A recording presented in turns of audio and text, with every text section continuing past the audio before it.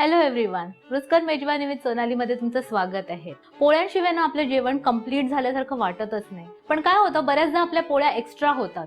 मग आपण ते काय करतो, शिळ्या आहेत म्हणून फेकून देतो. पण त्याच जर पोळ्या आपण एखाद्या डेझर्ट मध्ये वगैरे वापरल्या तर कसं वाटणार आहे? तर मी तुम्हाला दाखवणार आहे उरलेल्या चपात्यांचा केक.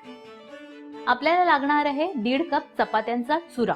तर या चपात्या मी मिक्सर मध्ये ग्राइंड करून घेणार आहे. त्याचे असे तुकडे करून करून आपण मिक्सरच्या भांड्यात घालूया. या सगळ्या शिळ्या चपात्या आहेत. ह्याचा चुरा बनवून घेऊया.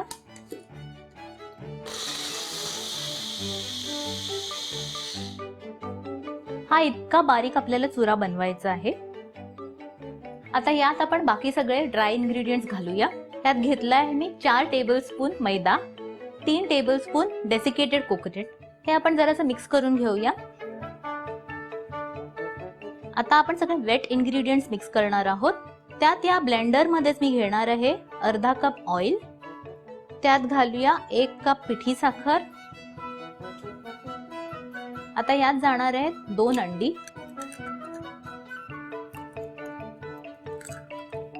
आता हे सगळे इन्ग्रेडियंट्स आपण ब्लेंड करून घेऊया.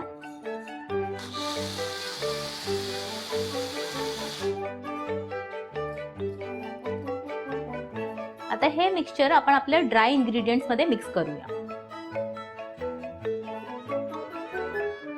हे सर्व आपण मिक्स करून घेऊया.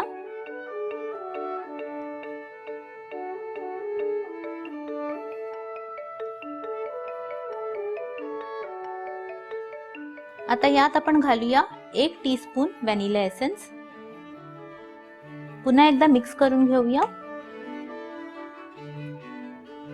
आता शेवटला मी घालणार आहे 1 टीस्पून बेकिंग पावडर आणि अर्धा टीस्पून बेकिंग सोडा. आता हे छान मिक्स करून घेऊया आपण.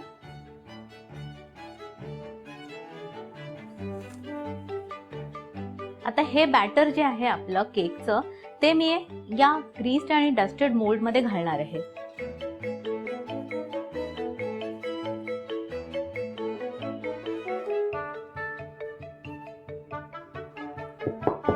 हे थोडं आपण टॅप करून घेऊया, म्हणजे जे एअर बबल्स असतील ना ते रिलीज होतील.